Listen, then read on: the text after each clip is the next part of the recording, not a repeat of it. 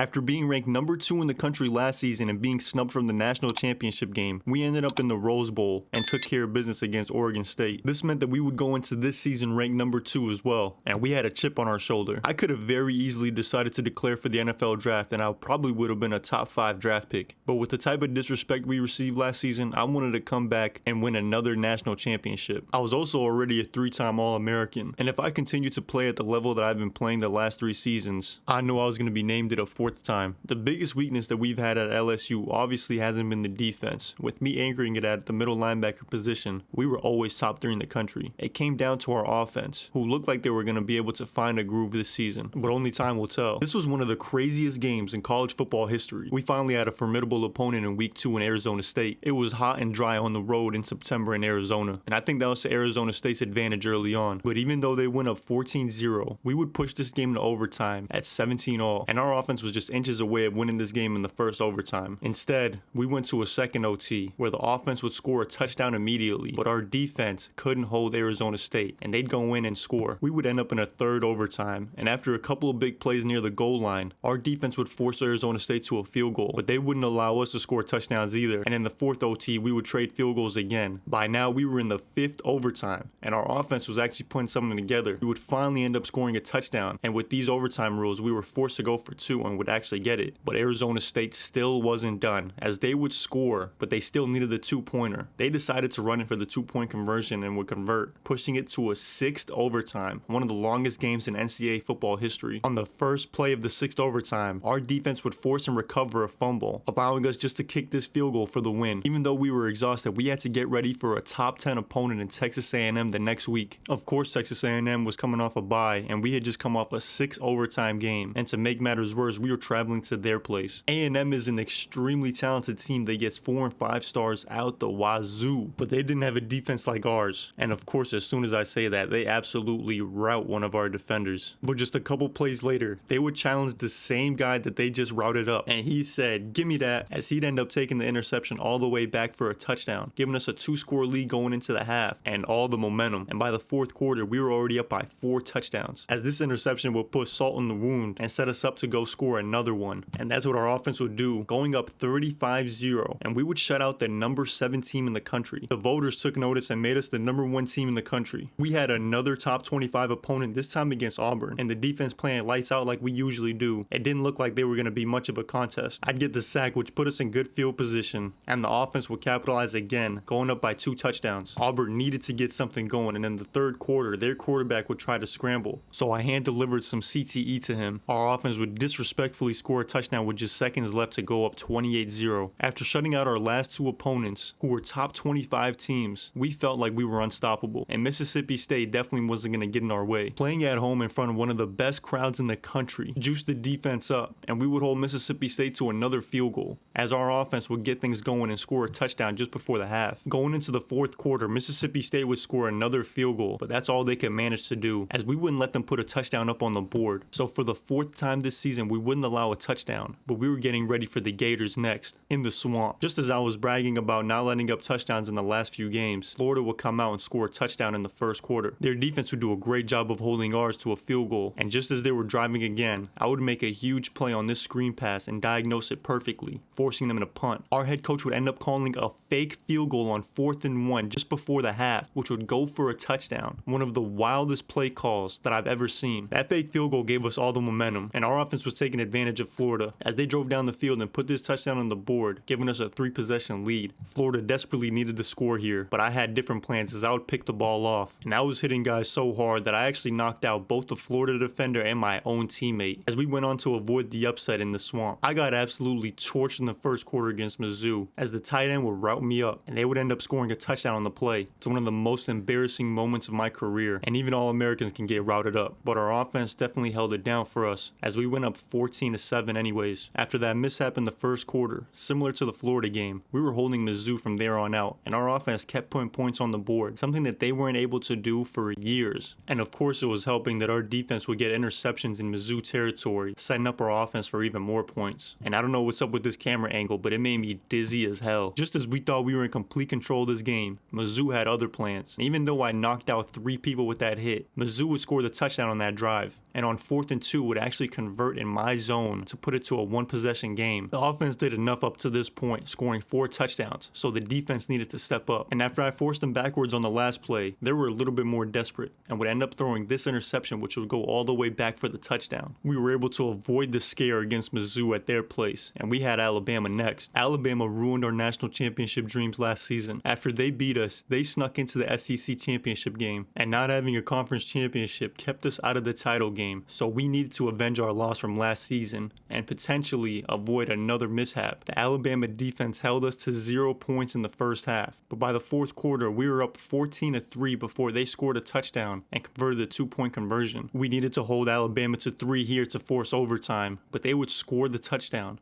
And now our offense needed to convert. We pushed the ball down the field on 2nd and 14, getting the first down, but just a couple plays later, our quarterback would get stripped and Alabama would recover it, beating us for the 2nd straight season. After going through a grueling SEC schedule the last 2 months, we were able to take on Western Kentucky, somewhat of a tune-up game. I can't believe that we lost to Alabama again, and if this kept us from the national championship game, I was gonna lose my mind. The only thing we could do was handle our business and try to destroy teams that were in our path. We needed style points at every turn possible. That meant that we needed to embarrass Western Kentucky. And after our offense put us up by 3 touchdowns in the first half, we needed to try to keep the Hilltoppers scoreless. And on the first drive in the second half, I would intercept this pass, and I just kept adding on to my resume as one of the best middle linebackers in college football history. The great field positioning would put us up another touchdown, and we were doing an incredible job of smothering Western Kentucky. As we keep them scoreless, we were slowly creeping up the rankings again, and after being ranked 5th in the country last week, we were back up at 4th. Ole Miss was definitely a better opponent than their 4-5 record, and they were fighting for their life to stay bowl eligible. After almost scoring a touchdown on this drive, we would hold them to a field goal, and that might be the only points they would score all game. Our defensive backs were some of the best in the country, and this interception in the second quarter was going to set us up to go and take the lead. On 3rd and 11, our quarterback would finally find his receiver in the back of the end zone for the touchdown, and we ended up winning this game 14-3 on the back of a great defensive performance. This game had national championship implications, as we were taking on number 2 Notre Dame, and the winner of this game would control their fate to get to the national title game. Our offense did just enough, and our defense played lights out again, holding Notre Dame to 0 points. Another shutout, but we had to get ready for SEC play again. In our regular season finale, we were taking on Arkansas, who was just bowl eligible, but they were trying to play spoiler. Beating the number 1 team in the country would mean a lot to a 6-5 team, and being on the road wasn't going to help us out, but our defense was absolutely swarming, and Arkansas wasn't able to get anything going. After losing to Arkansas my freshman year, winning the boot in 3 straight seasons was something that I was proud of, and we completed another shutout, our 6th shutout of the season, half of our games. You know, this series has been going on a long time when we're taking on Vanderbilt in the SEC championship game, a historically terrible team. We were able to hold Vanderbilt on this impressive drive, and they went into the second quarter up 3-0. On 3rd and 11, our offense would be able to convert this first down, and just a few plays later would be able to punch it in to take the lead in the SEC championship. This is why I came back for my senior season, and I wasn't going to let Vanderbilt ruin my chances of going for another natty. Thankfully, our offense showed up today, and we would take a 14-3 lead just before the half. This sack would force Vanderbilt into a field goal, so it was just a 1-possession game. And after they scored this touchdown, we needed to stop them from getting the 2-pointer, which is exactly what we would do. But with it being just a 2-point game, our offense needed to continue to produce, and on 3rd and 6 they would convert, and on the next 3rd and 8 would convert again. Unfortunately though, we weren't able to put a touchdown on the board, and this field goal would keep it to a 1-possession game, so the defense needed to step up again, and on 4th and 6, this sack would seal it, as we'd get another SEC championship under our belt. After the game, I won 3 awards again. We were in the national championship game against Washington, and this was the entire reason I came back for my senior year. After becoming one of the most decorated players in college football history, if not the most decorated, another national championship would put my total to 2, and I could argue that I was the best defensive player in college football history. Our offense was making big play after big play, and we went up 2 touchdowns in the second quarter. Washington was trying to get something going before the half, but they wouldn't be able to put any points up on the board, and our offense was absolutely in a groove.